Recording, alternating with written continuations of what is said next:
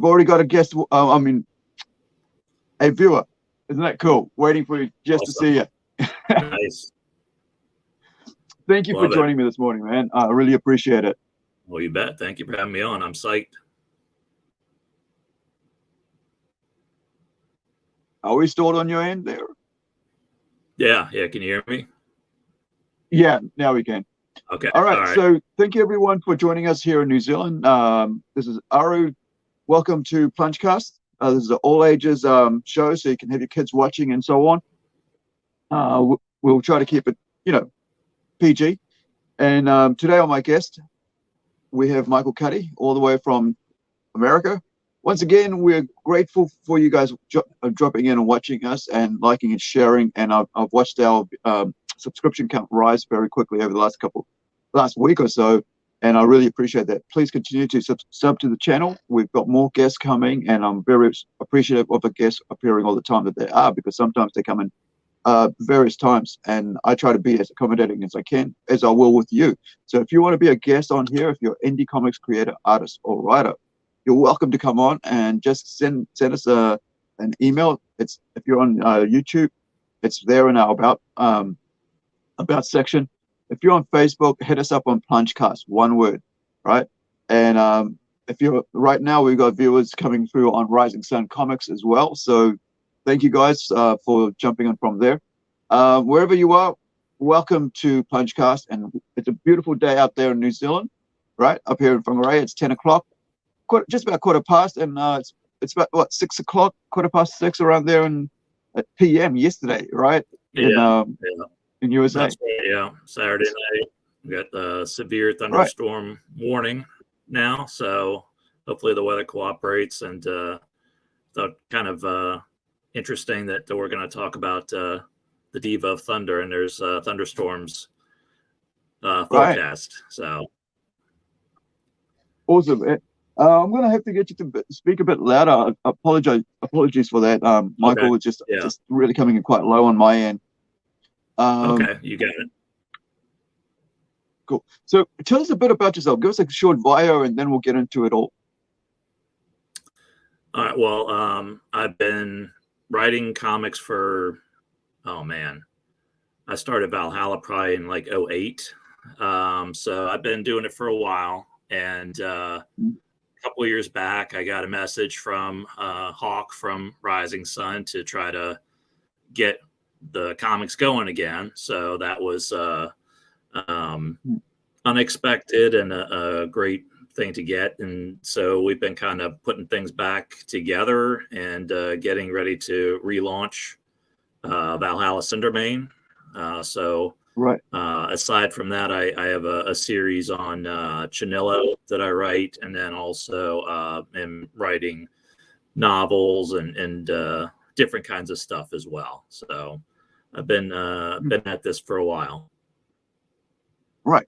So how far back did you originally, get into it? Like, did you get into comics like through the writing process, or did you get it through like the art side of things?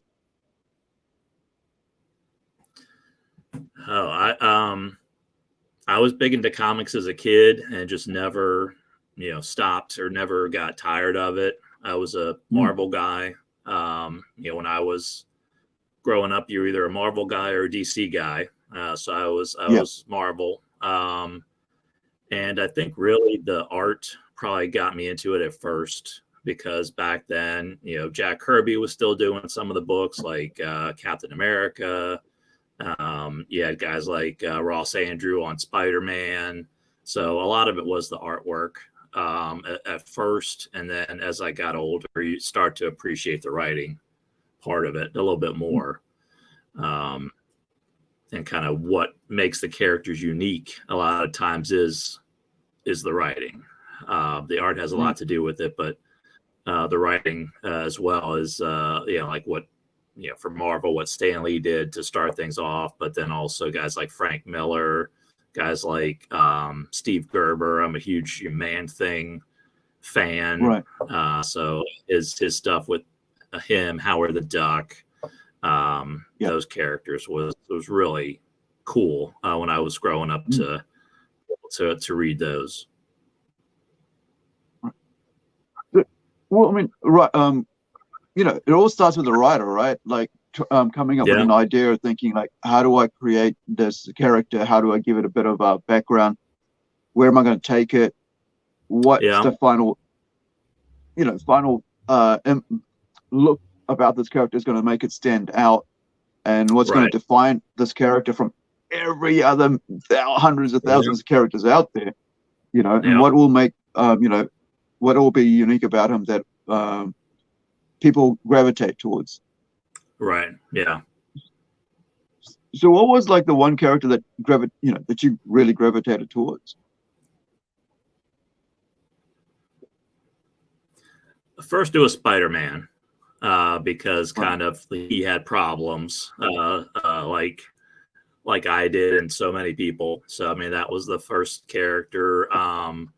The Hulk was another one, because he, at the heart of things, this was the green stupid Hulk, at that time. Yeah. So he just wanted to be left alone.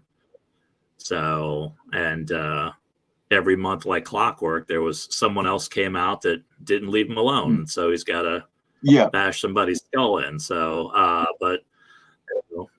so those were the first two really that I gravitated towards. Now, guys like Thor, I'm more into, because he's kind of over the top a lot of times, and I like that kind of quality about him.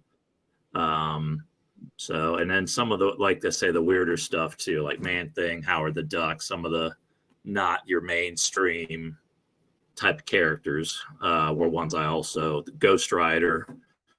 I remember always wanting to get those comics, but my mom said no because of the flaming skull at first. So that might be part of like they can buy them now, so those were some of the characters I really liked. I remember, like, I think in the 80s, maybe about 82, I went back to Fiji because I came over here about 81 or something, and I was only about 8 years old. Mm-hmm. And we watched a video like this at my, like, I used to stay at my aunt's in the town, because I'm from a village, right? So which is now a very popular village because they've built a friggin' resort across, next to it. But but like, but so I used to stay with my aunts in the weekend. Like I get dumped into school holidays, and it'll be beautiful because I get to walk around all the shops and hang out. Because I still love that, right? Even as an adult, because of that, I love going and looking at things. Right. Just window shopping, whatever it is, just like brightens up my life, or my day, I should say. And so one of the kids that I used to hang out with, who was like I don't know how it was, he was related to the family, like my aunt's family, but he was my age. And so, but he was a rich, he was a doctor's son. So they had a video player and, a TV, the old CRTs and all that. And so one day we're over there and we watched Spidey on the movie, the Spider-Man movie from the 70s, right? And I remember we each found, like, because we used to play across my aunt's townhouse at the time, and there would be like a block of apartments that were getting made, and we would be playing on that, and and so we found nails and little pieces of wood, and so what we did was, we went and made a little a small little piece of wood like this, stuck a nail in it, and that became our shooter, right? Bent over, became our shooter. And I forgot these things, and every now and then people bring up stuff like that, and I go, oh, that's right. That was my first kind of like cosplay moment, right? Right. Way back as a kid. Okay, I want to be, press that little nail, and we're at each other because we just saw it on the video, and this goes way back, like it's almost like 32 odd years ago, 42 odd years ago. And I remember that. Yeah. And here I am. I have like a little shooter with a freaking Nerf gun on it now, like shooting out things from this Spider-Man or from Iron Man thing. Yeah, but, these fantasy books that we have growing up with the pictures that draw especially draw males to it, like young boys to it, because of the color and the excitement that it and action scenes. I find that like a lot of people don't realize, how good that is for people to get into in learning. Oh yeah. And Yeah. and did you kind of like have that happen with you? Like, found that you wanted to learn to read more, or like, get more into Oh, yeah. just these characters because of that?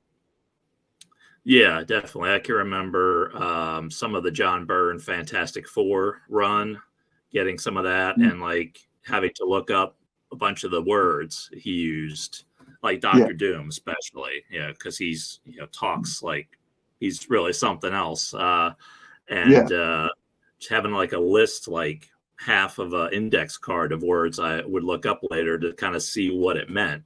So I think that's really cool that like to help you learn, the definitions of words and all that, but also that the writers didn't like dumb it down, so to speak. They used the bigger words and that type of thing, and made it more grandiose, not only for Doctor Doom but Reed Richards and some of these other characters as well. They didn't shy away from that, so I think that is really good for kids to learn a little bit better on expanding your vocabulary and just reading in general. I think that's a good resource for them to have now, and it's not like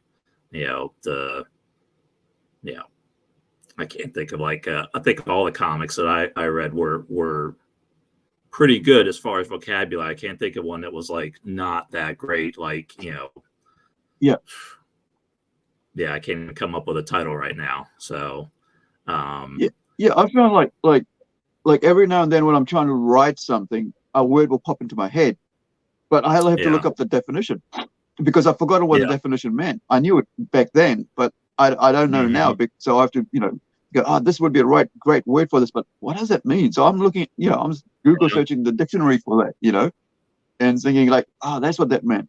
I remember one time, like back in the like maybe late 80s, and there was a song came out, Bereft, and it was a Megadeth song, right? And my dad is intelligent, like my dad is intelligent, like he's very smart when, and so I said to him, what does bereft mean? He goes, well, it means loss, without. Yeah. And I went, so this is what this song means, and it's kind of those moments like you go, this is, you've been singing in all of these for a year now, or 6 months, whatever long that album had come out. And I now I've finally got my dad to tell me what it is, because he's there and I can ask him without having to go search it up. He's my Google, right? And this is way back in the 90s. But I think one thing that something that the creators of the X-Men animated said as well, like, they didn't dumb it down. They didn't dumb down that animated show for kids with what they were talking about and stuff. And I think when you start, there is a time when you do that, and that's like in the preschool years where you got to like you're teaching, learning and stuff. But I think, when you actually pick up a comic book, if you're able to actually start reading it, I think at that point you actually are interested in learning really, what's going on in the page. And that's the point where you got to say, well, let's just write what we want to write, and let's make it in the age appropriate group, but let's not dumb it down. And I think, I think just, I don't think we're doing kids justice by dumbing down the. I agree.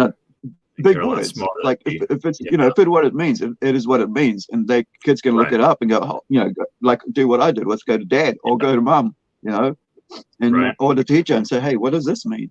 Like, and the teacher will get surprised, goes, what? These kids are wanting to learn because these big words. It's like, absolutely, how did you get into writing though? Right, so like you've got all this artwork and all this comics and that interest that's gravitated you. How did you start getting into writing?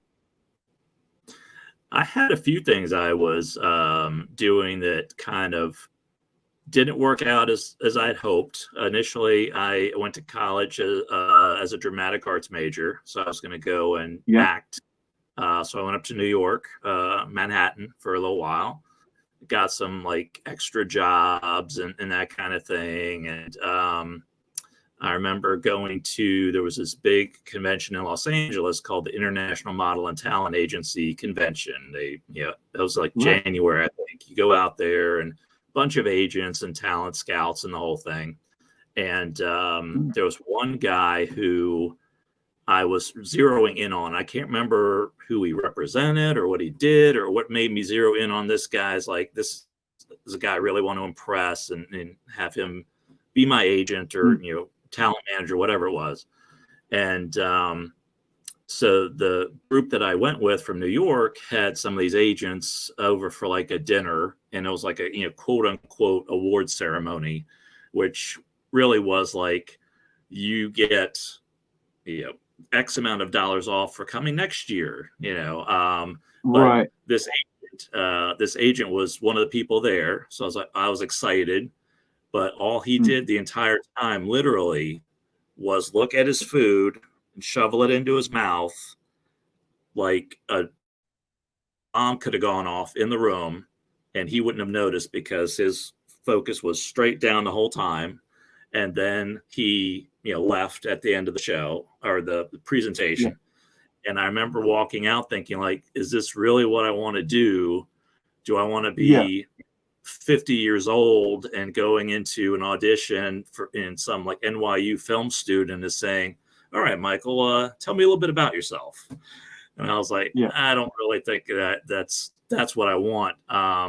So then I got into pro wrestling. I'm a huge pro wrestling fan. I haven't watched in a while, but so there was a school. So I moved back to Virginia from Manhattan. There was a school about 4 hours away. So I go there and start learning how to wrestle and landed on my head doing one of the moves. So kind of like, I was hurt some, but then stupidly they had two parts to the class. The first part was you're learning the different holds, and the second part you're having like a match with one of the more experienced guys, and he's kind of running and kind of telling you what to do and all that. So I get hurt in the first part, and they're like, all right, Mike, you gonna wrestle now, because they're shifting into the second part of it. I'm like, oh yeah, sure, yeah, I can wrestle. Because I'm like, what am I gonna say? No, so I wrestled and I didn't get hurt worse, but I could really feel my neck every time, like, somebody landed on the mat or whatever. So I stopped doing that for a while, saved up some money, went to a bigger, better wrestling school that some of like the World Wrestling Federation people went to in Baltimore, and landed on my head again. And even worse this time, because people were like, man, I'm surprised you got up from that and all this. So and I was like, do I really want to like push it and maybe really, really hurt myself? And so I was kind of writing sporadically, just like not serious, maybe a couple times a week, sitting down and writing on a piece of paper, some different strips and whatnot. And one day I had said to myself, like, got real honest and was like, I'm not going to go back to pro wrestling school. So I really need to give writing a shot. So I really need to like dive into this and see where it takes me. And so that's when I got more serious about it. And so that was probably 2000, 2001. So it was a lot of kind of writing, and I don't remember when I came up with Valhalla. It was the whole thing with her was like, what would a modern day Viking be like? I asked that question. Right. And so that's where she came from, basically.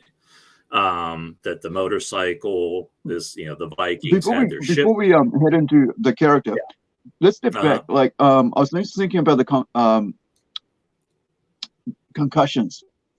About a few years back, especially the wrestling and sports, even here in New Zealand, there was a huge movement and like actually thinking about what concussions, affect, how your brain would the effect concussions have on your brain.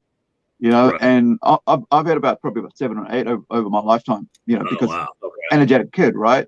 Yeah. You know, going head over heels on bike, jumping, Yeah. you know, falling off a skateboard, you know, whatever, car accidents, and all that stuff, or getting hit on the back of the head. You Yeah. don't realize until you get older how bad it is and how it has affected you, you know, over time. I mean, Oh, yeah. like I get extremely tired. I can Yeah. only focus for 2 hours at a 2 to 3 hours max at a time, and then I just get Yeah. slogged down. Like focus is gone. Just need to lie down, Yeah.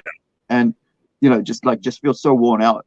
Do you have that sort of effect as well? You know, ailments as well with the concussions you've had? Because I mean, you really got hit, you know, Yeah. twice Yeah. even. Yeah.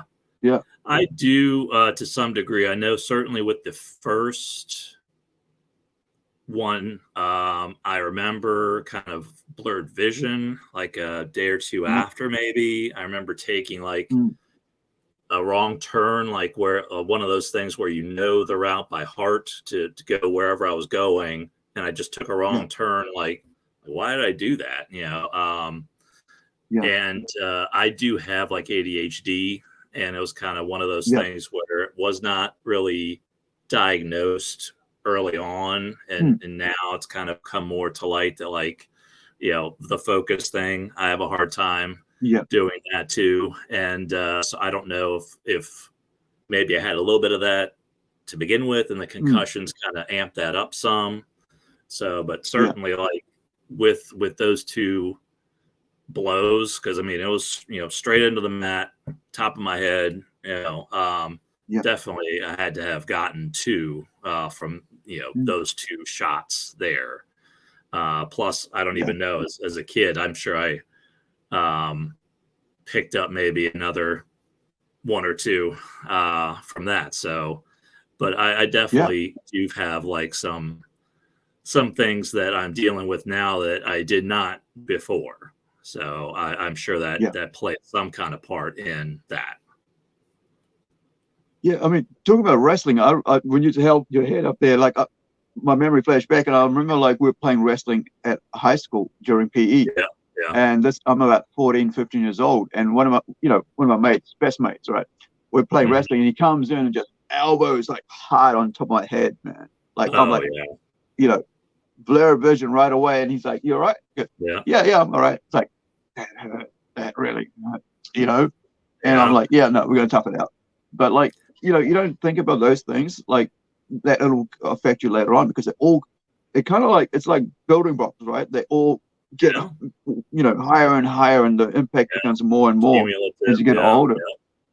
yeah, So yeah, so I'm always like letting people know, like, I do have concussions. So if I mumble a bit, they are aware that this is what's going on, because hmm, you know, you can try to be as articulate as you can, but like you can't. You're still held back for whatever, yeah, you know, whatever things you've gone through in your life and effects. And I think the best things I find, like, talking to people is when, you know, when you find out that you have some similarities with them, but not only that, yeah, that they've gone through things and that you can learn yeah, from them. And, you know, like the wrestling school thing's cool because, like, I remember, like, very young being into wrestling, like back in the 80s, mhm, late 80s, I think, yeah. when That's what I got we used to into. have, Yeah, like, have it here, like, I don't know if it was like a replay or something, but Saturday night or Friday night, and this is when the Bushwhackers were on, right? And Road okay, yeah, Warriors were that's on. right. We had Yeah, them here, you know, yeah, and I've been a fan ever since. So I can turn hmm, on a wrestling match and I'll be happy with it.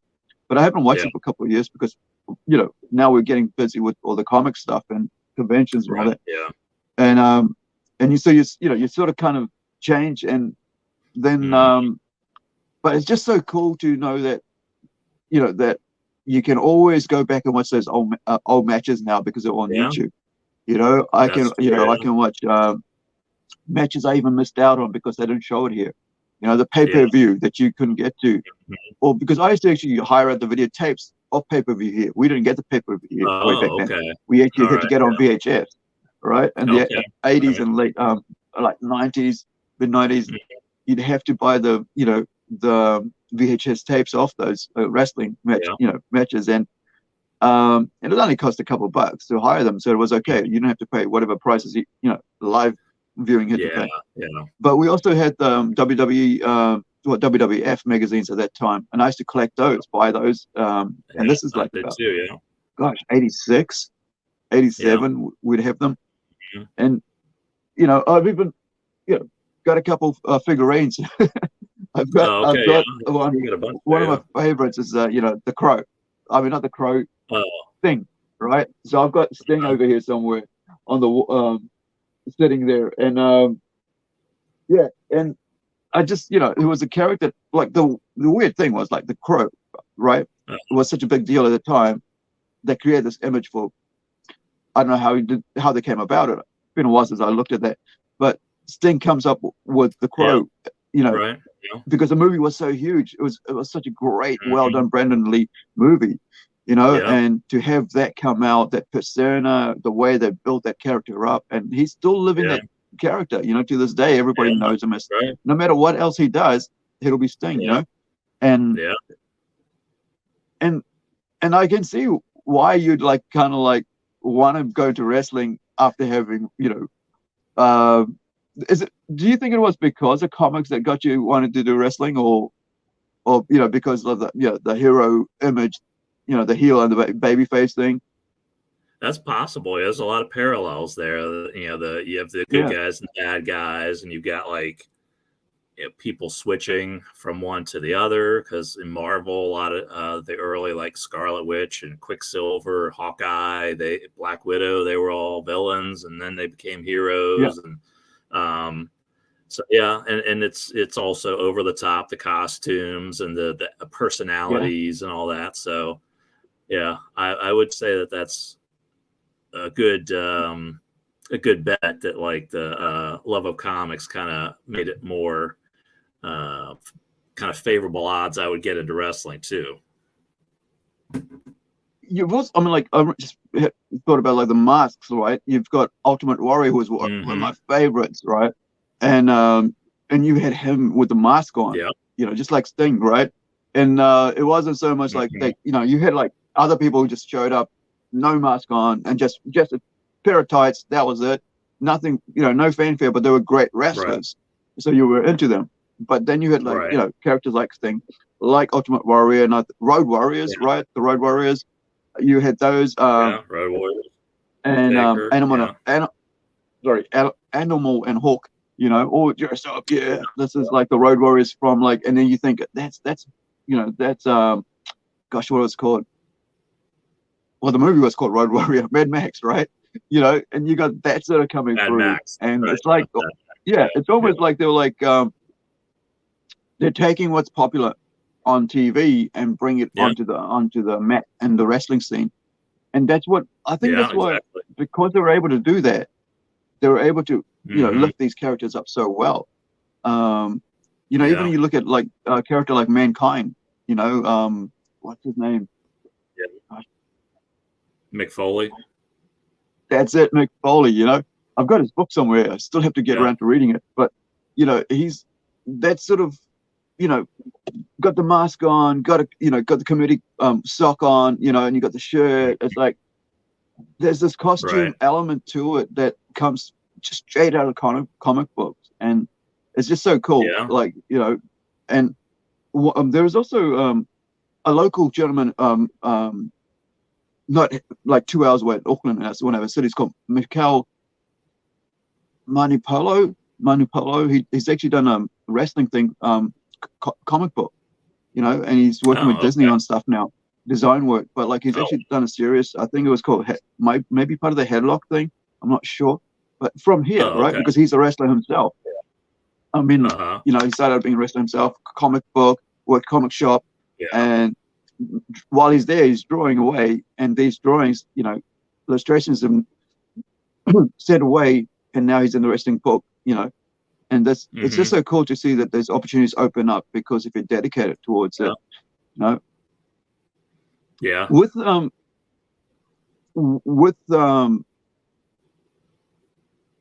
with you getting into like writing, what was it like that? We've said because of these issues, you said, okay, I'm going to do writing. But what, Right. how did you actually go? Well, did you try to get some, like, did you do any courses, or did you just go, I'm going to try it, or or did you buy some script books and stuff like that? I got a few different books. I got Peter David had a book about writing that I got Mm, and read that. I like the DC Comics, I think, had like their guide to writing. mm, Um, there were a couple others. Those like one was, I think, just comic writers about writing, and I think it had Kevin Smith, and it had several other different people in the book. right. So it's mainly that kind of picking things up here and there. Um, Will Eisner's book as well. I can't remember the name of it now. And of course, that was more for the art part of it, but that Mm, kind of could translate into the writing, like kind of wanting to have like some moment at the end of the page where you want there to be intrigue so that people turn the page to see what happens next, even if it's just yeah. something that somebody's coming into a room, you do it a certain way where like maybe you don't see them first and then they turn the page to see who it Yeah. is. Or he was really good at like just laying the page out to where it was always very interesting and kind of just led you right along. So Mm, maybe it was some sequential art. I think that was in the title, but that was another one too. right. Just like picking up things here and there and trying to work them in as I was going, pretty much. Mm, So that was kind of how I progressed and kind of got things down. So um, but yeah, that was I would love to like take like they've got these master classes now with like Neil yeah. Gaiman, and I would love to do that. So I'm gonna have to try and do that at some point. But I've never taken any Yeah. formal writing classes. Mm. I kind of like, I remember meeting Peter David way back, gosh, must have been like 2007, maybe 2009. Mhm. And I got him, he's always writing away. He's taking notes. He's got a little notebook and he's taking away. And Uh-huh. and I got to get meet the same time I got to meet Greg Rucker as well. And Yeah. Okay. Yeah. I had it was like like here it was Armageddon here in New Zealand, and they happened to be there because at that I think there was a time when my friend Jeremy Bishop actually was running a store for somebody else and managing a store, Oh, and they were okay. able to bring them as part of that store, um, Okay. and sort of like we'll get these guys and so on. And that's how that's how I get to get out there and meet comic book folks from America or wherever, Mhm. and so otherwise we'd never ever meet Yeah. meet anybody from elsewhere because it's quite expensive getting over to America and vice versa, of course. Yeah. Yeah. So Definitely. yeah, so I think I remember picking up excuse me, Hmm. Powers book, the Powers book by Bendis, and Yeah. just Okay. Yeah. looking at the Yeah. script, and it was it's this thing, and I still have it here, and I've got the other one as well, um, which is like the hardcover Powers first 12 issues or something, Oh, and it's okay. like Yeah. at the Yeah. back you Yeah. get all these scripts. So Right. I've come from a stage and film background, so that's how, Okay. All right. rather than being self-taught writing, that's how I've got Mhm. into it. So, but then when I want to do comic books, like, well, how does this work? You know, but it's kind of interesting that now that there's so many resources available compared to, when you Yeah. started out, and even when I started out in 2009 or something like that. Yeah. And it's, I kind of like to keep telling people how easy it is, especially young ones, to do anything you want right now. Because of Yeah, that's what true. we You didn't can have. find, They wouldn't yeah, understand what wasn't available for us. We had to go buy a yeah, $30 book to actually learn how to true. do something. Now you just type in a word, and there is Yeah, somebody telling you straight away. right. So, Yeah. what did you? What was your first ever foray into thinking? Yeah, this is. I'm going to do comics, not anything else, but comics. or did you decide there was going to be other stuff you got to write first? Comics was what I was going to do first. That's the thing I had known most of anything as far as literary stuff is concerned. So that was what I wanted to do. One thing I like about comics too is that they just move so fast that you only have 20 pages most of the time, and you gotta tell your story there, so you can't stop and smell the roses, so to speak. You gotta keep moving with it. So that's always fun to do that. Whereas with novels, you can stretch things out, and people expect more exposition or build up to something, but with the comics, you just gotta keep on going, because you gotta hold the interest of the reader, and then also you have a story you got to tell in 20 pages, which is not an easy thing to do. So I thought that was just kind of an interesting challenge too, to work in character development, and then there's usually going to be some kind of a fight in there, and then subplots and that kind of thing. So I mean, there's a lot of stuff you can, and some of the really good writers have 2 subplots going. Like some of the Spider-Man issues would have 2 things going in the subplots, and then you have your main plot too. So that was always a challenge to try to work some of that stuff in there. Do you is there a particular style to your writing or your storytelling that you think that's different to anybody else's that you work on really hard, or do you just go, I'm just going to write and let it flow the way I want it, the way it's going to flow? I think that's more what it's gone to now. I'm going to just kind of write it, and then the problem I have a lot of times is I'm like a pantser. They talk about you've got your plotters and your pantsers. Like the plotters outline everything, and the pantsers, I'm just going to start writing and we'll see what happens. So you get to page 17, 18, it's like, okay, I got to wrap this up now. So what am I going to do now? So sometimes you get into that situation where you have to backtrack and maybe tweak a few things to kind of get it to flow into 20 pages. But I like that because, as someone said, you're kind of like the first audience for the story, because you're kind of discovering it as you're writing it. Whereas for the outlining part, that's helpful to not get you into trouble as you're going through it. But I always find it more interesting to sit down and not know what's going to come out versus I have to write the ballroom scene now, or I have to write the fight scene or whatever it is. Who knows what's going to happen now. So I always like that part. So that's kind of over the years what, I don't know whether it's from laziness and I'm trying to justify that, or a better writing process, but I've kind of fallen into that habit. So when you're starting out, for myself, I kind of go, I have an idea in my head, right? And I go, okay, let's put that idea out really quick, what this character or whatever sentence this is, because usually for me it starts with a sentence. Somebody said something, right?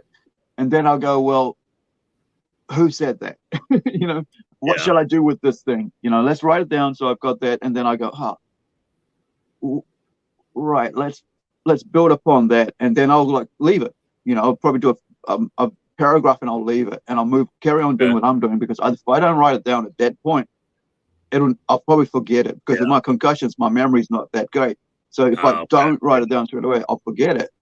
And people, this was they say keep a notebook all the time, but my notebook's my computer, so I'm always on it. So me too. And that's I'm just typing away. Right. Or I'm looking at it, whatever, watching YouTube videos and stuff. But I think, everybody, there's this idea that even with art, that you gotta have to do it a certain way. And I think there is no certain way. And, everybody's got their own style. I mean, they're different. Right. Everybody's different, you know. I mean, sure, they're all human, you know, but they all have a different way of doing things, and whatever way they came into it is the way that they found out it works for them. So why try to tell them to do different? That's what I don't like. Kind of like don't want to see somebody tell me how to do. I mean, yeah, I know I should be tweaking the thing, but I mean, I don't. If I'm seeing someone doing it, I just go, well, just keep doing it. Yeah. But learn this and learn this and learn that.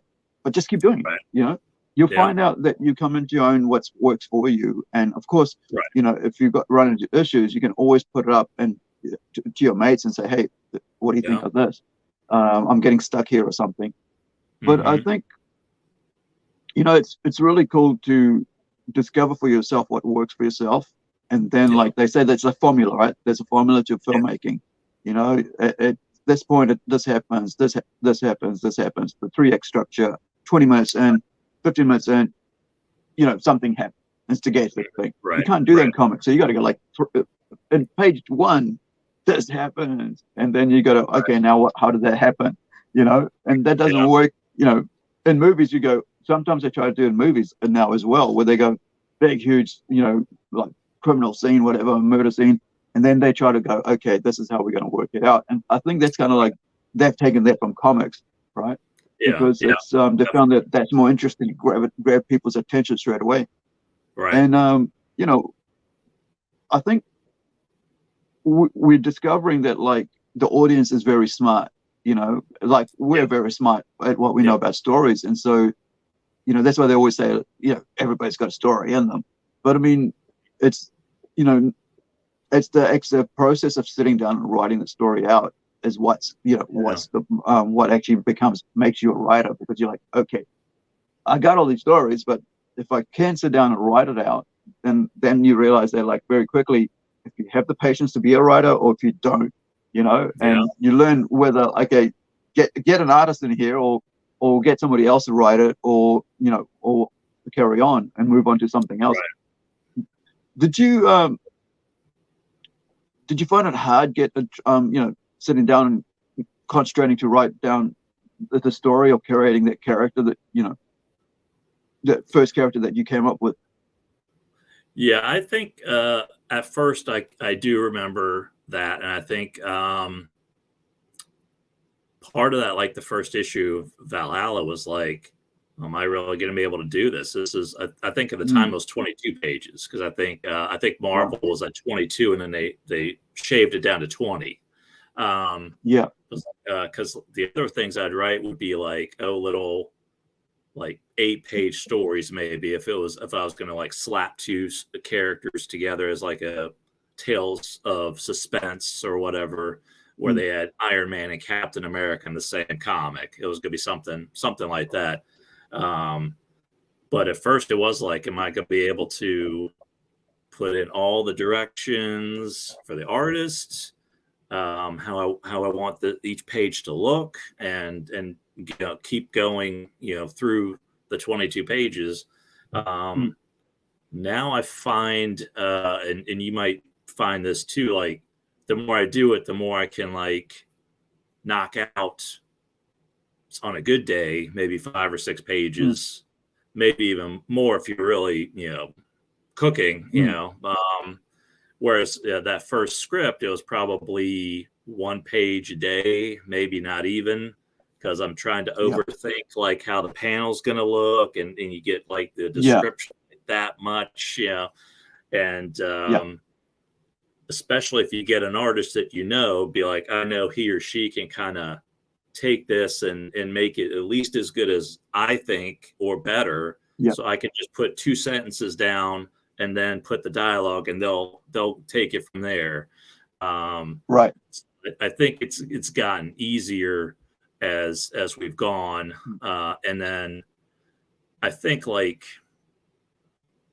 also like I remember a friend telling me, because I was getting pages back from the artist for a story, and I would have all this feedback of what I wanted changed, and he said like, you've got to kind of rein it in a little bit, because no one is gonna, because like every panel I wanted something to be changed. And I was like, nobody's gonna stay with you if you send it back and you want everything changed. So part of that now too, like if you're like the editor, as well, it's like, what can I live with, and what do I like have to have a certain way? Well, I can remember there was one page in a book I did called The Equation, where I'm introducing the villain, and I had a specific like way I wanted to look like. So as soon as you saw, you're like, okay, this is the villain. And I did have the artist do that a couple times to make sure it was how I wanted it. But like other times it would be like, okay, if I could change one thing on this page, what would it be? And that would be it, instead of just kind of picking things apart. I think you get really good at like, what can I live with, and what. You hit on something that I hadn't thought about. That actual like, because I've always talked about working with artists, and and because understanding them, because I've done a bit of that myself, but I didn't really that whole idea of actually figuring out the page and panels and stuff, and deciding what will go there and what doesn't, and like what that actual bit where you actually respond to them. So when I'm working with someone now, like because you work with different people, right? So they have all different ways of doing things.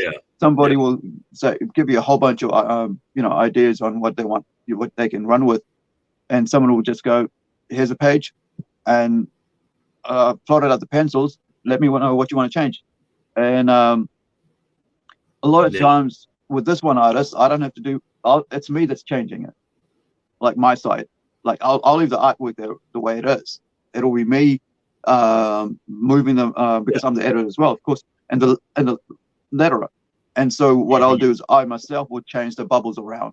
I will myself will move it around so it doesn't affect his work. And I'll move bubbles from one panel to another panel, and then also just go, hey, here it is. Run with it, and no art has been changed. It's just me changed it. I mean, I've changed the lettering, where it's laid out, and let him just do it, because I found that the work is, he knows what he wants, and he knows what the audience will want, because he's used to doing art specifically for that. Me, I'm just a storyteller trying to get my dialogue out there. And then you've got some people, who you don't have to do anything like that, because they've already worked out where it's going to be. But then I've gone overboard on like my first page. My first page will be so much description, because after that they know the character now. They know what they're going to look like. They know where the setting is. Because on the first page, I just got to, you got to describe everything about the story that's going to come, and then you just go close up. See, see you. That's it. Two people. Two shot. That's all I need to write, and just go dialogue. And I don't have to worry about any more description. Or then I'll go like, a plane, like a rough plane, and they're running along in a buggy. Okay, cool, that's it. And I get amazed, because I know that when you get the good artists, you're just in awe sometimes, because when you get a page back and you go, wow, this what I thought about in my head is finally on the page. Right. Now, when you were doing, because Valhalla still remains your first character, right? Yeah. Right. So how did you get around to getting an artist to work with you, or how did you find an artist to bring that about, or did you do some prelims yourself on the character design and stuff like that? I got lucky, and I found all the artists I worked with through digital webbing. So it was just putting out like an ad, and it was funny because I had seen Axel's work someplace else, and I wanted to work with him. And it was one of those deals where somebody serves as the editor. So you pay them the money, you tell them what artist you want, you give them the script, and they kind of take it from there. And they were like, well, he's not available till whenever it was. And I was like, I don't mind, I'll wait, because I was like, I think his artwork is good enough that I'm thinking about going into the comic store, and there are the rows and rows and rows of comics. And the first thing we need is someone whose art is good enough to have somebody stop and be like, oh, what's this one? And pick it up. And then, as if we can't get that, then no one's gonna buy it. If it just kind of blends in with what's on the wall. So that kind of fell through, that whole situation with that. And then I had the digital webbing ad, and he responded to it. So that was really good luck that, like, he, even though the first attempt to work with him fell through, he responded to this. And he's one of those guys too, like you were saying, like, you have a picture in your mind of what the page is going to look like. He gives it back to you, and it's even better than you had in your head.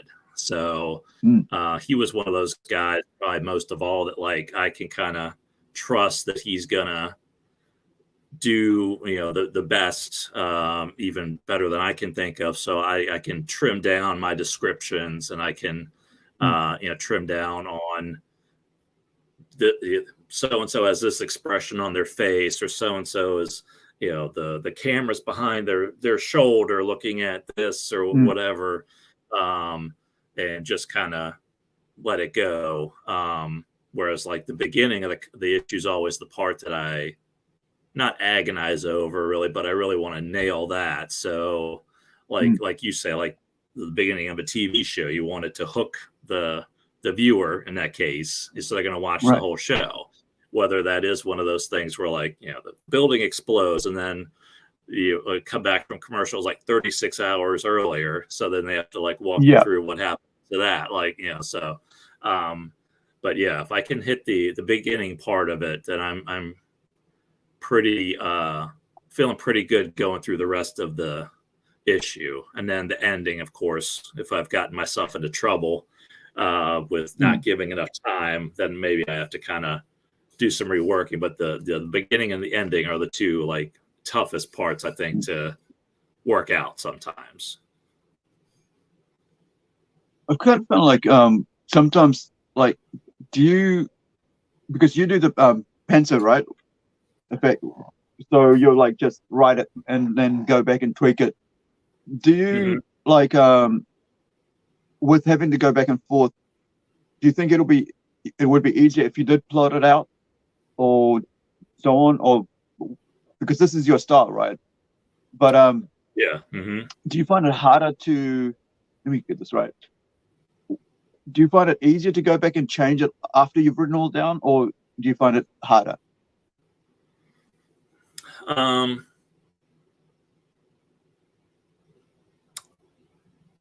It probably would be harder after it's all kind of written out. I think that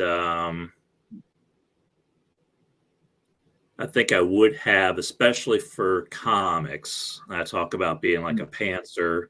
I do have an idea of what needs to get done in that issue, at least. Right. And roughly how long it might take.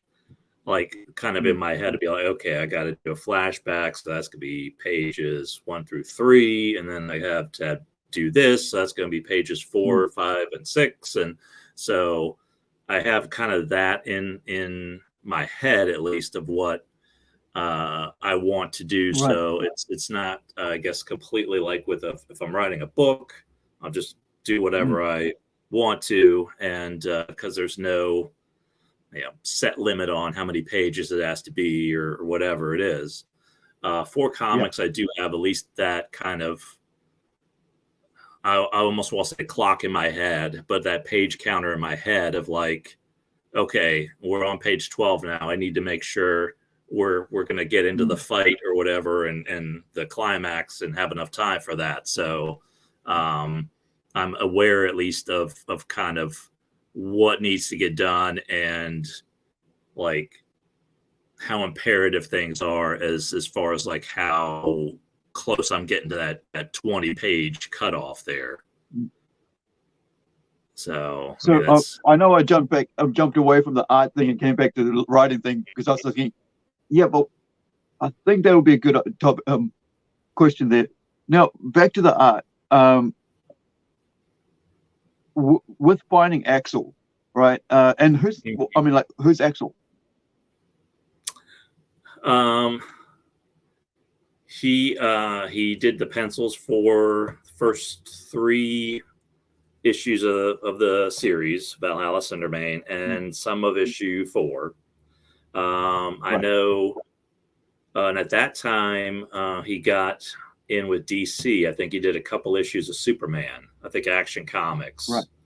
And then is working at Mattel now, because I could tell he was a big He-Man fan, because I had him do a few different prints for things, and one was a riff on the Coppertone ad where there's the girl and the dogs like pulling the bikini bottom or whatever. So I had Valhalla with the axe handle kind of catching her bikini bottom, and Perilous, who's in the series as well, is in the background making a sandcastle that looks kind of like Castle Grayskull. So little things there that I could tell he was a big fan. So that's very cool. He's doing art for He-Man now, and some of the packaging and stuff like that for those products. So, but he's one of those guys, like, I was very lucky to get, because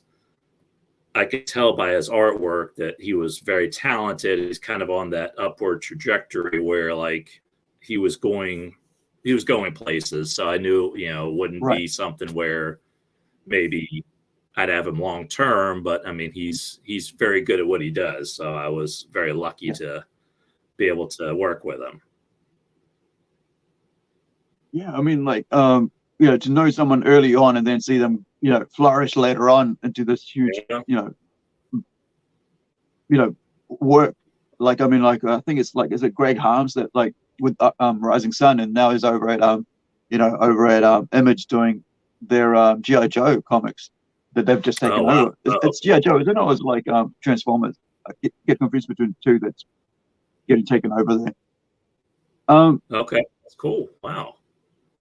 Yeah, so I mean, it's kind of like indie comics is, if people really look at it, it's like the cutting teeth of your learning how to really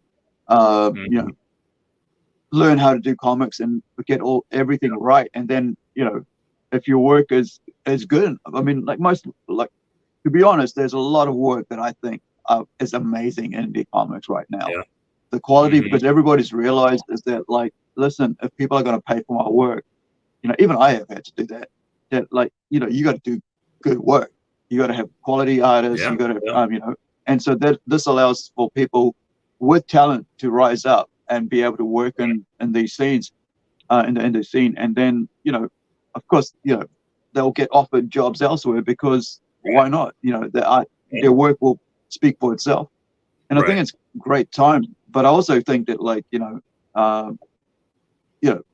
a person's got to make a living, so they don't have to stick at indie forever, because you can't hold anybody to something because you can't go over there because it's such and such, but you got to stick and support indie. It's like, listen, you can only support something for so long until you have to move on, because you can't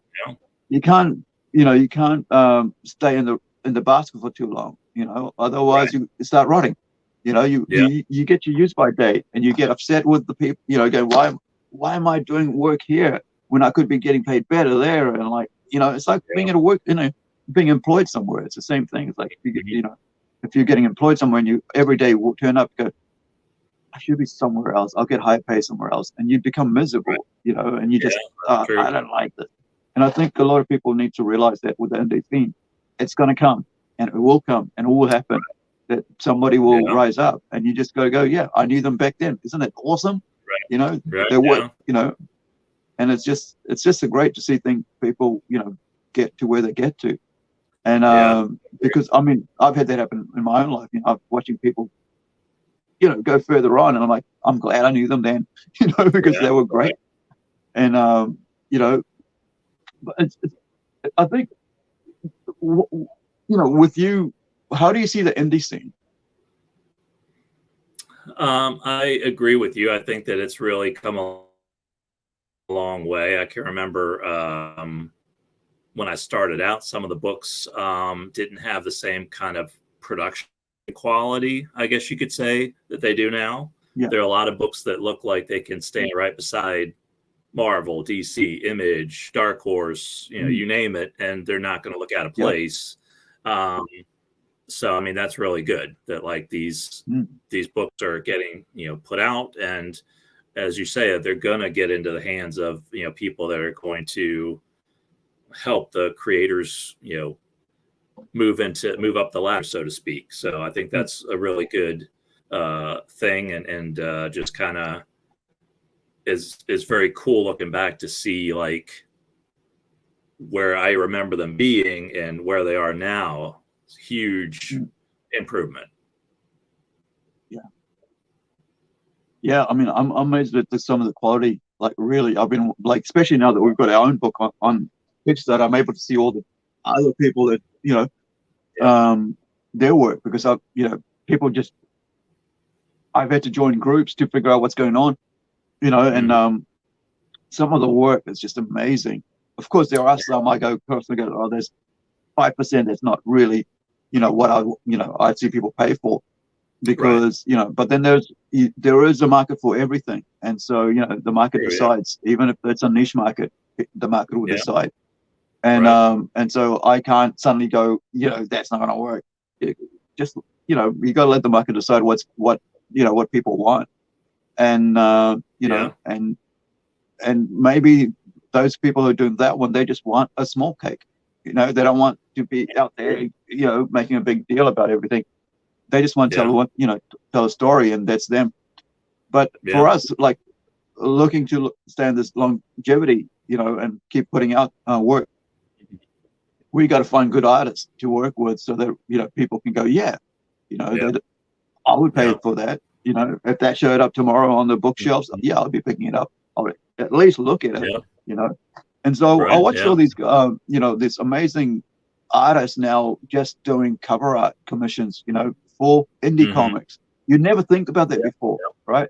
You never think, why would I be putting my art on an indie comic? It's like, that's only going to sell about 100 or 200 copies or something, or 1,000 copies.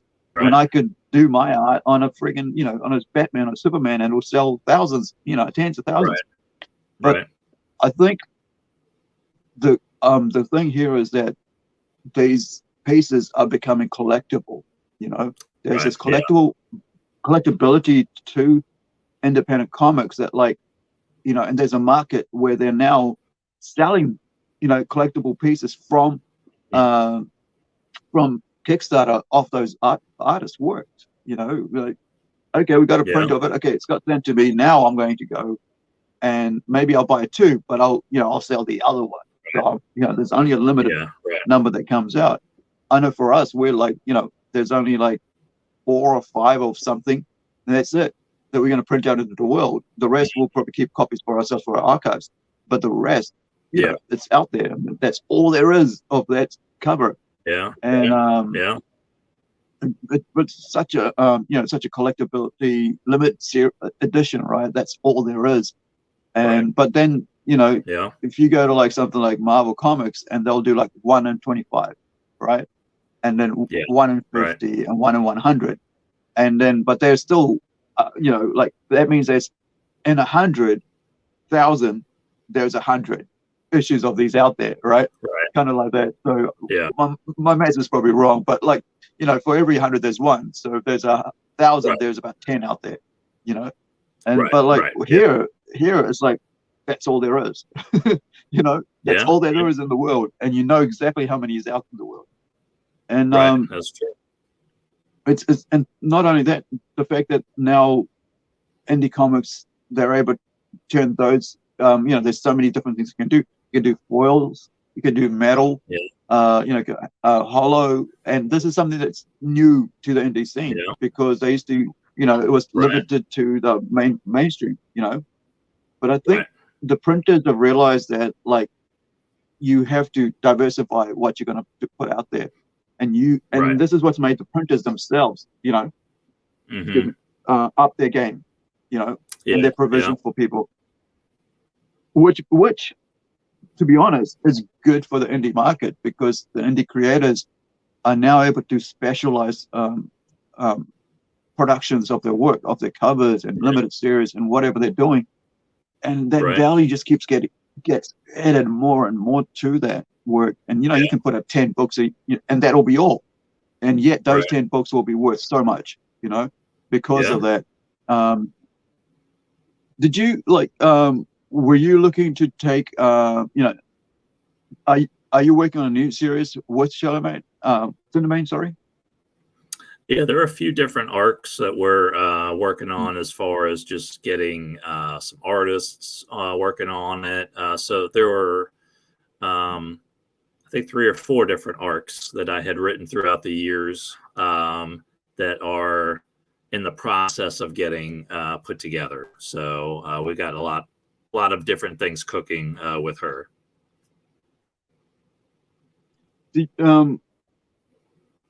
Are you looking at taking it into crowdfunding, or are we looking at self-publishing that? I know that I know Rising Sun is going to be putting them out, so I don't know if there would be a crowdfunding effort behind that. Probably, I would think. So I know that the plan would be to, you know, put the comic books out and then also do a collected edition after all the comics are released. So that's because as a lot of the I don't have as many comics as I used to, but I still have some of the like collected editions and whatnot. So that seems to be a popular thing there. So it's I find like the collected editions, like, not only is it price effective, but you know, you can be rough with them. You know, you can hand them around and don't worry about like devaluing the price. Yeah, that's right. Exactly. So I always kind of go like, you got to get the trade paperback out. You know, once it's out, floppies are out, get it collected out, and you know, take it to crowdfunding if you need to, right? Because if you can't find the money for yourself, you know, I'm sure people are out there who will back it, because at the end of the day, you know, people want what people want, and if you're able to provide a good product, you know, or whatever story, idea, or concept, you know, they'll be into it, especially if they've read the floppies already, you know, and they'll go, okay, well, I could buy this for somebody else, or buy it as a, you know, put the floppies away and sealed away, and I'll just, you know, read this every time I need to read that. And that's encouraging for the indie market, really, because it means that people, you know, are starting to behave with the indie market the way they used to behave with the mainstream market, you know. And I think and that's only due to quality of work, right? Quality of work and quality of production, and that's given rise to more and more you know, creatives to be out there, and that's what I think is really awesome, to see lots more creatives out there creating, you know, telling their stories they've always wanted to do. Especially people in our age, you know, we've always thought like, oh, what would it be like to, like, if we can, you know, have our own superhero kind of thing, you know. And then you got to do the hard work of creating one, and then you got the hard work of writing one, then you got to get the artist and get, you know, and everything else that goes along with it. It's not easy just saying, oh, create a character, it'll be out there. No, I want to shift gears a bit, and I want to talk about, like, where do you see your characters, you know, going with the stories and stuff? You know, you said you've got a couple arcs and, you know, like in different mediums and stuff. Like, where do you want to see this character going? I think the great thing about Valhalla, I can remember when I wrote the first arc, probably before I had finished the first arc, I'm sure it was before, I was like, what am I going to do with her? Like, I just didn't like have the ideas or anything. And then I equated her to the Hulk a little bit, in the sense that, like I said before, Hulk just wants to be left alone. That's simple. And Valhalla is just a rule breaker. So just, I'm going to do my thing. As long as you don't get in my way, we won't have a problem. But if you do, then, we're going to have a problem. That kind of thing. And I was like, I could do anything with this character. She has she goes through some things in the next arc. I introduce a character who kind of answers the question of what happened to her axe. She has a broken battle axe, and the character is a giant that has still the chunk of the axe in his head, embedded in his head, Right. and that has made it super intelligent now. So, so he enters and kind of makes her life difficult. And at the end of that, she has to because I kind of made the axe a character too. And like the axe wants to be whole again. So the only way that can happen is if it goes with the giant, because he's got the chunk in his head. So she has to kind of surrender her axe at the end of the arc and kind of like almost, I don't want to say stripping her down, but like, people look at the cover. Okay, it's this hot woman with a battle axe. Okay, all right, I'm kind of in for that. So kind of taking the axe away and focusing on her character now that kind of, I don't want to say glitzy, but that eye-catching weapon is gone. Now focusing on her. So she goes through some things to kind of, whether it's soul searching, maybe might be a good way to put it, because also in the second arc, her access to Asgard is gone. So she's stuck on Earth with no battle axe, no way to see her family or friends anymore. So, it's just kind of stripped down to the bare bones and kind of bringing her back up from there. So that was kind of the general arc for her. And then just some different ideas I had that would fit into what I thought she could do. There's one arc called The Devil's Suitcase, where there's literally a suitcase with all the contracts that the devil has made with people for their souls. And one of these guys escapes from hell, but his soul is body with no soul, because he needs that case to rip up his contract to get his soul back. And Valhalla stumbles onto the suitcase and is forced with the decision of what do you do with this? Do you rip all the contracts up and everybody's free, from hell, or what do you do with it? So just ideas like that, just of that suitcase, and then kind of morphing it into a story for her. So, some of those things just kind of come with, that's the little germ of an idea that kind of sparked that whole arc. So, yeah, kind of trying to take away some of the. Yeah, I was just thinking, we jumped ahead a bit. Tell us about the character itself. Yeah. Who is she? She's a Valkyrie who has broken. Well, basically, a Valkyrie is the female Viking warriors who her job is to take the noble Viking dead to Valhalla, which is basically Viking heaven.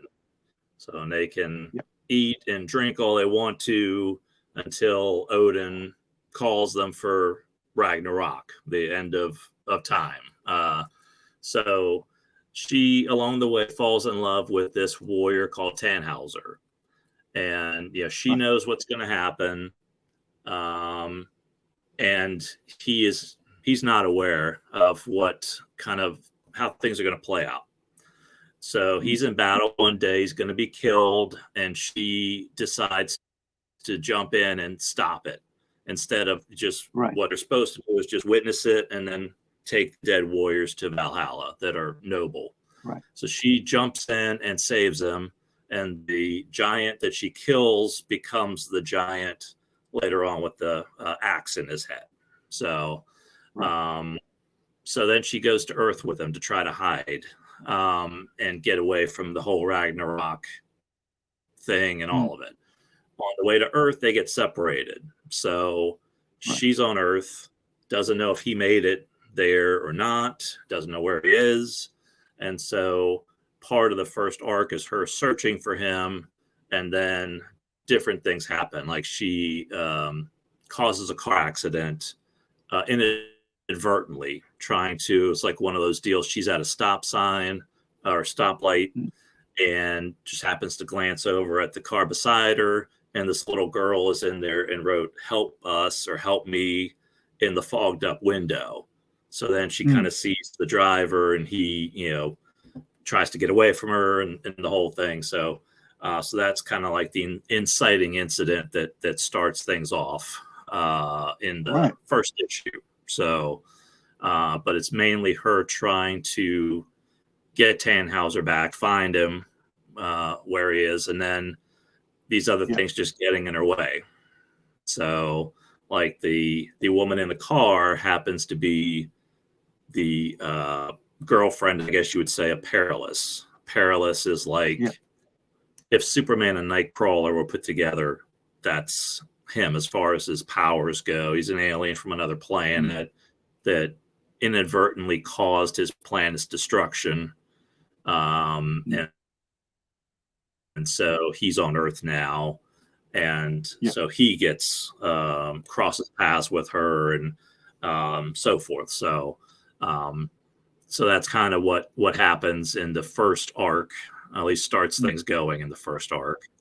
And then we're introduced to some other. She gets back to Asgard. Her father is Thor. So I have in some of the issues, instead of them saying his name, like certain sound effects, like covering it up. Because I thought at first I was like, can I use the name Thor? But I mean, his mythology, so I should be able to. Yeah. And so I thought I'd make a gag out of it. It's like using Jesus, right? Right. Yeah. It's like using Jesus. You can't. Right. You can't copyright. It's not like it's not like they own it. Right. It's not like because they took it in the first place themselves. Right. So they That's can't. True, Because one of talking about Thor. So there was a actual movie out of Norway that was kind of like the Hammer thing. Yeah. So which is quite really worthwhile watching. I can't remember the name of it. Okay. But it is really cool. It was like really interesting. I love that. It's like an origin story. It was really cool, and it's worth watching. I'll find it. If I remember, but because I like watching a lot of foreign films. It's just just love film. But I mean, so I think you've got such a well-rounded character is what I was thinking. Like when you're like building this up and telling the story, I was like, there's a lot of things going on, but like it's not done. It's not a mess. It's like a really well written, really well thought out character, and it's just so much like interesting aspects of it. Like the lost love. Sacrificing.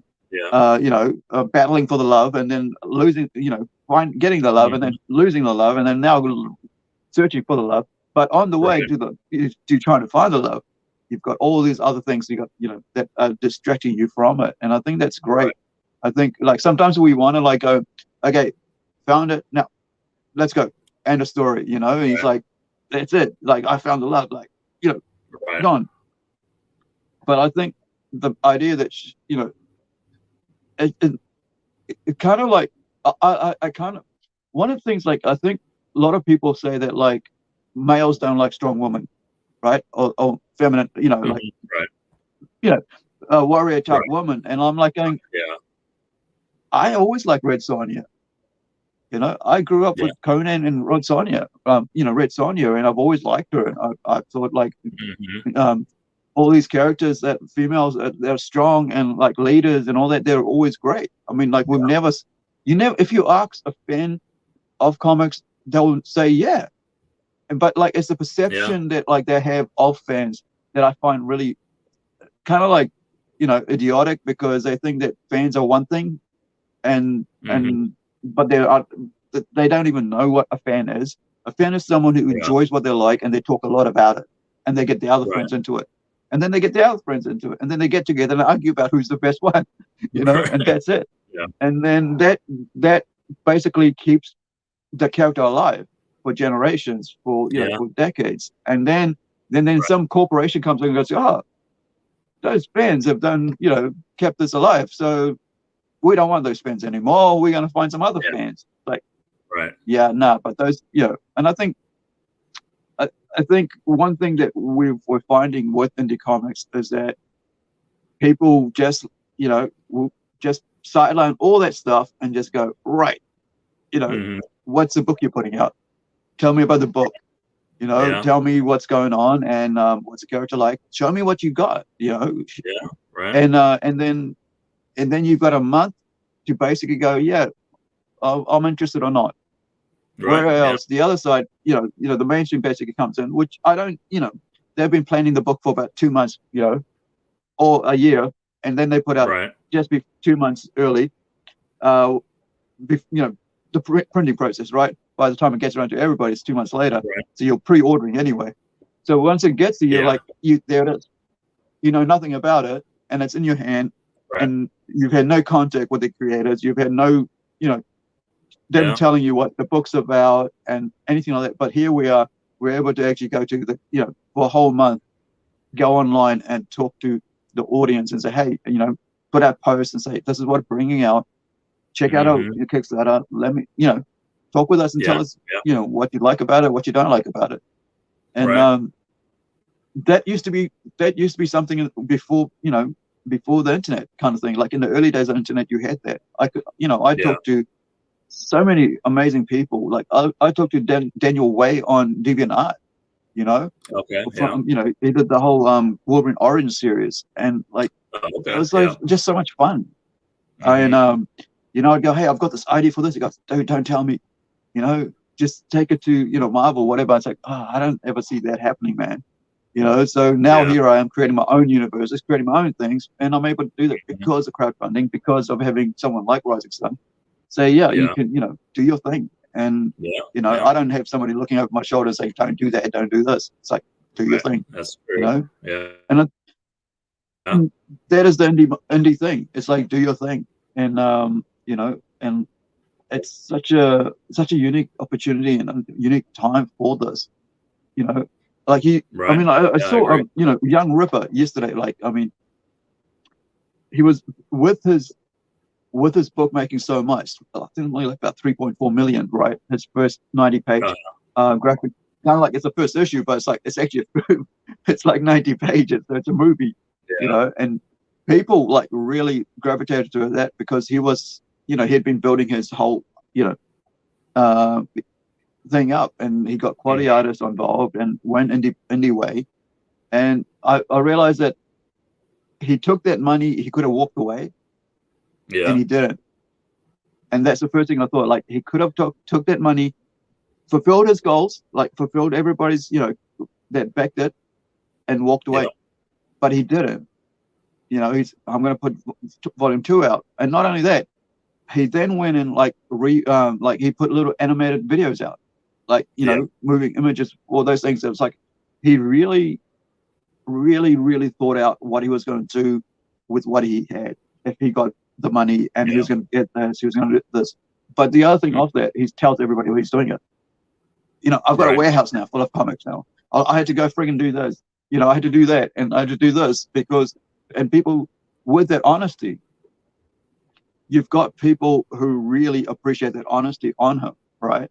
More than they appreciate whatever voice, whatever opinions he has or whatever opinions others have of him.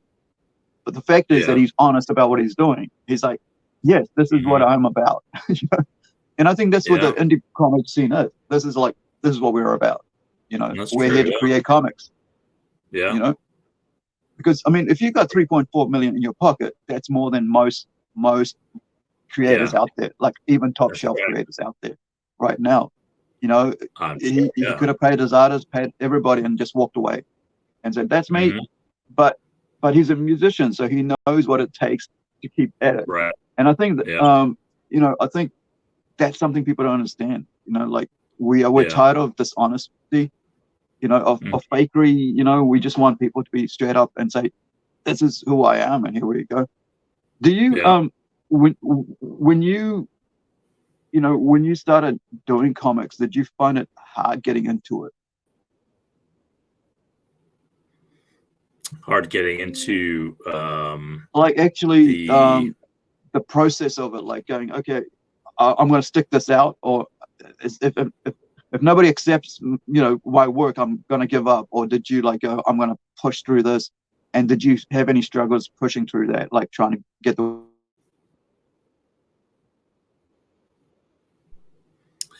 I think I always felt like I was going to keep pushing through. Now I have gone through a few artists. I don't recall what book I was trying to fill a position for, but I had, oh, I don't know, maybe half a dozen artists that at some point or other just kind of fizzled out. So, but I don't think I was ever thinking I was just going to kind of pack it in.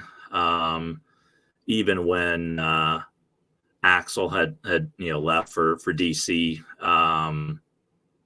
I was kind of the mind that this is going to keep going. I don't know who I'm going to get to take his place.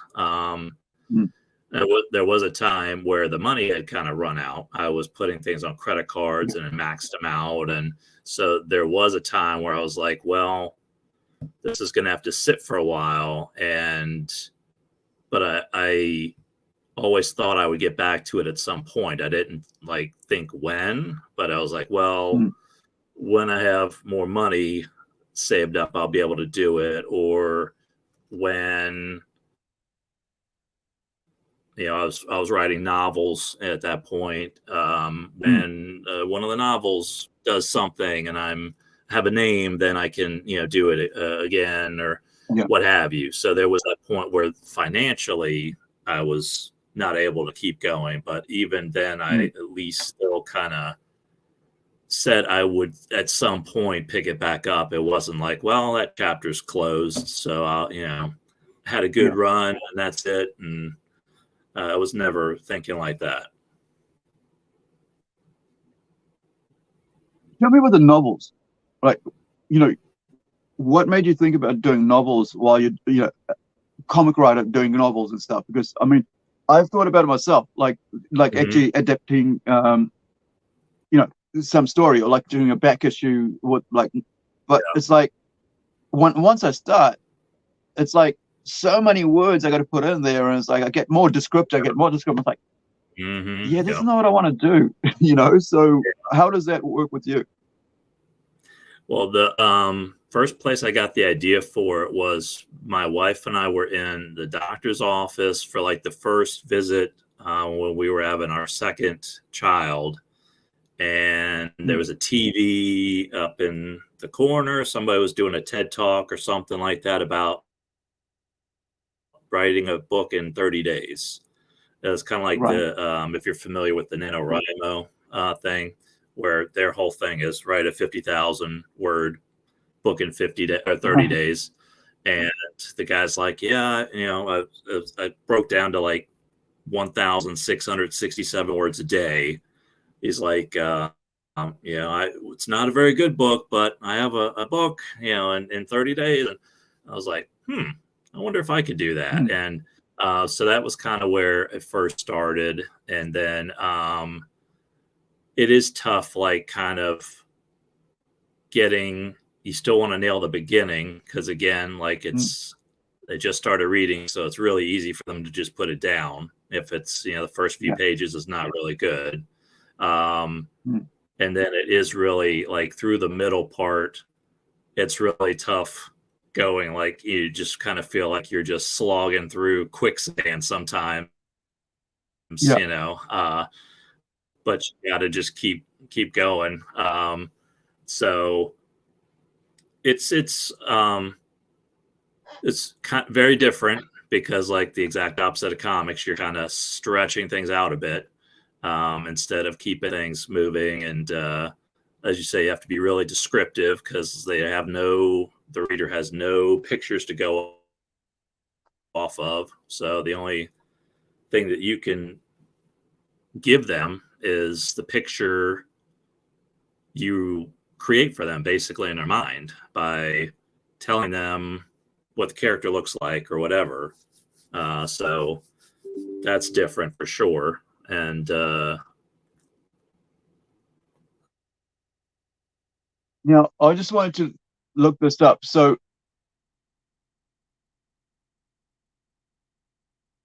did I lose you? Hold on.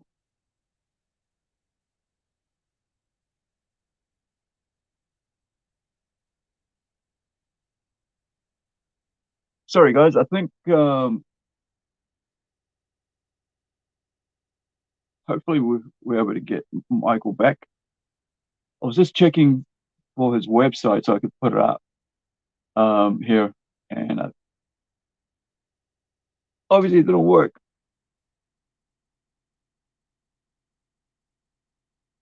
Okay, can we get him back?